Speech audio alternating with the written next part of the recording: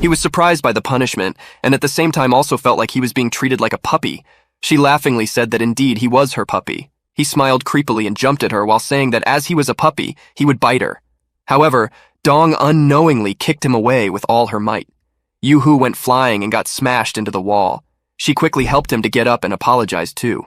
But Yoo-hoo refused to stand up because his tummy was hurting. Dong told him to go to the doctor with her, but he said that the medicine was already in the room. Dong didn't understand him and was about to ask what he meant when suddenly he jumped onto her again to kiss her on the cheeks. However, she unexpectedly turned her head, as she didn't know anything. As a result, Yoo-hoo unintentionally kissed her on the lips. After a brief moment, they separated, and Yoo-hoo apologized instantly. Although he was telling her that it was a mistake, on the inside he wanted to experience that feeling more. However, Dong was too shy to look at her, and therefore kicked him out of the room. He kept asking her to forgive him, but she didn't listen.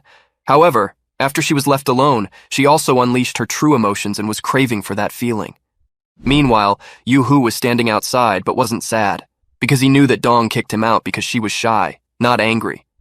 He decided to cook some delicious food for her after some time when she had calmed down. Suddenly, Mei came, held his hand, and took him to Poseidon's pavilion, as Xuan Luo and others were waiting for him. When he reached the pavilion, she told him that all of them were present there to discuss the issue of soul masters and soul guides that he mentioned. Xuan greeted him and said that he was already informed by Mrs. Kai about the events of the trip, but first they had to discuss the matter of his proposal. Yoo-hoo agreed with him, and started by saying that the proposal was originally oriented by the teacher. He shared the development of soul devices and his individual thoughts about the soul devices. To simplify his thoughts, he told everyone that the soul devices wouldn't affect the spirit power of the individual, but would enhance them. He concluded that the improvisation of the soul devices was necessary because right now the person who had a soul device was strong enough to fight formidable adversaries, even if they weren't a powerful spirit master, or didn't have the Shrek Academy's background. Xuan attentively listened to his arguments and asked the other members whether they agreed with Yu's proposal. Everyone, including Principal Yan, was convinced by his answer, and also asked him to train his department's students and members. Some members were shocked that the stubborn and old-minded Principal Yan also agreed with him and couldn't argue. Yoo-hoo then asked Xuan about the Dreadclaw bear cubs in the forest. Xuan said that they were his personal property, so he wouldn't interfere. And as for the soul bones he and Chu discovered, they would be given back to them. Yoo-hoo was shocked that he allowed him to keep the bears and soul bones too. At last, Xuan also asked him for his opinion about Wang Chu. He said that she was a powerful girl with a golden dragon spirit essence. Although she was cold on the outside, on the inside she was a kind-hearted person who cared for her friends, and if she hadn't been alone with him in the forest, he would have been killed long ago. By hearing that, Xuan asked him whether that meant that he trusted her. Yoo-hoo assured me that he did, and with that last confirmation, Xuan ended the meeting. However, he told Yoo-hoo to gather all the 7 devils of the Shrek to discuss some important matters. Yoo-hoo acted accordingly and gathered everyone as per orders. When everyone arrived, Xuan told them that the Spirit Master tournament was about to begin in 3 months, and the rules for the tournament had changed that year.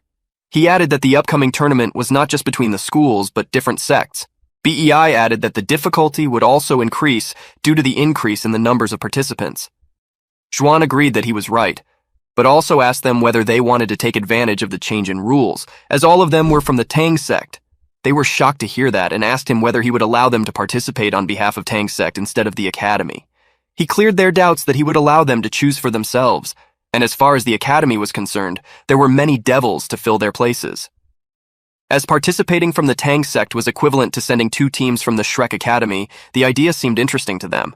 However, their main concern was that if they won the tournament, then it would ruin the academy's long-standing glory. Xuan told them not to worry about the academy, because Mu had once advised them not to get shackled down by glory. Therefore, they were told to come up with a decision in 3 days after thorough consideration. After their meeting with Xuan, Yoo-hoo and the others gathered at Bei's dormitory to decide whether they would participate on behalf of the Tang sect or not. When the discussion began, second senior brother Kai instantly came up with the conclusion that he was fine with participating from either side. While Nan was still worried about the academy's reputation, Yoo-hoo told everyone that they should participate from the Tang sect and shouldn't worry about the academy. When BEI demanded an explanation, he told everyone his secret plan. After hearing his plan, the girls thought that it might be a bit too shameful and also doubted whether the tournament organizers would allow it, while BEI was fully convinced by Yu's idea and decided to participate from Tang sect's side too. Therefore, they headed out to tell Xuan Luo their final decision. While they were walking toward the pavilion, Bi thanked Yu-Hu once again for his support. Yu-Hu told him that he and Sister Xiaoya had always helped him and been kind to him, so it was his way of repaying his debt and prospering his sect. He also consoled Bii that after Xiaoya would return to the academy when the words were passed to her. Ba smiled and said that he would wait for that moment, even if it took forever. They then reached the pavilion and told their decision to him. After that, they headed back to their dorms, but Bei mentioned that someone from the Sun Moon Empire had come to visit him and was staying in the Tang sect's residence. Yu-Hu became excited and asked him whether it was someone called Xuan Ziwen. Bei assured him and asked why he was so excited. Yu-Hu replied that teacher Ziwen was a level 8 soul guide master and the chief researcher of the Sun Moon Empire's academy. He added that as long as he joined them, the reputation of Shrek Academy would spread all over the mainland. Bei also became excited, and both of them went to meet him. After reaching the Tang sect's residence, Yu-Hu saw that Xian and Juchen were standing in the hallway. Yu-Hu was annoyed by their presence because they always had the craving to fight someone. As Yu-Hu expected, the first thing they did was challenge him to a fight. Kai and Yan-san, who had just arrived, were infuriated by their behavior and asked Yu-Hu whether they were his enemies. Yu-Hu cleared the misunderstandings and told everyone that they were his friends from the Sun Moon Empire. However, he didn't know what their motive was behind coming to the Shrek Academy. So he asked them whether they were here only to fight him. In response, Juchen said that they didn't come for a fight but many fights. Yu-Hu wasn't sure whether they really meant it. Thus, he again asked them whether they didn't have to go to their academy. Juchen replied that when Yu-Hu left, both of them weren't in the academy, so they didn't learn much, and thus, they decided to explore the path of Spirit Master, and that's how they ended up in Shrek. While Yu-Hu was dumbfounded by their logic, suddenly a familiar voice calling his name entered his ears. Upon closer look, he saw that it was Chu, who was calling him to distribute the soul bones of the werewolves among themselves. However, he said that he had an important business to do and would solve that issue later. But before he could finish his sentence, Xian instantly asked Chu and Dong whether they were sisters. Both of them denied at the same time. In the meantime, Juchen also asked Yu-Hu to fight him. Yu-Hu was confused by the whole situation and told him that he had guests, thus he would fight him later. But Juchen didn't listen and unleashed his sword. He was very impatient to check his new sword skills, as he was on the verge of breaking through the next level of sword intent. He also named his new sword technique Dragon Slash. Yeah, it was a dumb name, and Yu-Hu thought so too.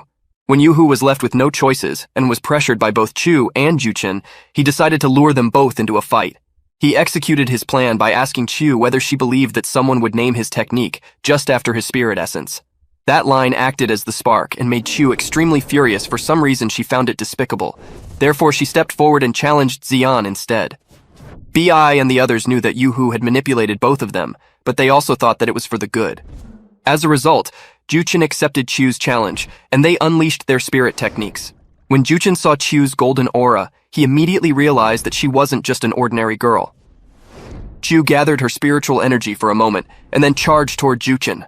Although Juchen was already standing prepared for her attack, as soon as her fist clashed with his sword, the sword broke into pieces. Surprised by the breaking of his sword, Juchen lowered his guard and Chu struck him with another massive golden punch in his gut. As expected from her, the punch was so powerful that it threw Juchen to the corner of the courtyard.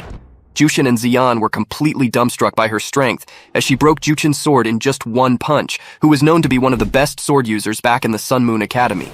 As Chu won the fight, she stared at Juchen and told him to change his sword as well as its name. Terror went through his spine and he agreed subconsciously. Chu then went back on her way to the inner academy courtyard and also told Yu-Hu to meet her there after completing his work. When she went out, both Xian and Juchen were amazed by her humongous strength and asked Yu-Hu where he found her. Hearing the question, he smiled and proudly said that she was not just from anywhere, she was from the Tang sect. He seriously left no chance of advertising his sect. After that, he asked both of them what they were going to do onward. They answered that they would stay in the Tang sect for a while, and the only thing they needed was food and shelter. But Yu-Hu sadly said that their plan wasn't going to work, as the Tang sect didn't allow outsiders to stay. However, if they accepted to join the Tang sect, then they would be welcomed wholeheartedly. BIA also said that they were rebuilding the Tang sect to bring it back to its glory of 10,000 years ago. Both of them agreed to the offer because they found the Tang sect and its people interesting and powerful, so they decided to stay there and grow their strengths alongside the others. Hence, both of them became part of the Tang sect brotherhood. Bai was very impressed by Yu-Hu because he added 2 more people to the Tang sect's population, and on top of that, both of them were strong spirit masters. Meanwhile, Yu-Hu offered Juchen a sword as his sword was shattered into pieces by Chu. The sword he offered was the most powerful sword he had ever seen and was the strongest one around. It was called the Judgment Sword. He gave it to Juchen as a gift and hoped that he would bring out its full strength. Juchen was very happy to have such an amazing gift. He swung the sword a few times and confirmed that it was indeed a piece of art. However, Yu-Hu couldn't see him happy, so he cunningly told him to repair the walls, which he broke during the fight with Chu. Juchen felt betrayed and looked at Xian for help, but Xian also told him that she wouldn't help with cleaning his mess. When he was left all alone, he came back to Yu-Hu to ask for the bricks, while Yu-Hu was still laughing at him. In the end, Bi told Yu-Hu not to bully him too much, and then arranged a place for him to stay. After some time, Yu-Hu and Bei were left alone, and discussed the condition of their sect. Bi said that their sect was gaining popularity day by day, but Yu-Hu told him that it was nothing, and that their sect would become even more popular when teacher Ziwen joined its Soul Guide Research Center.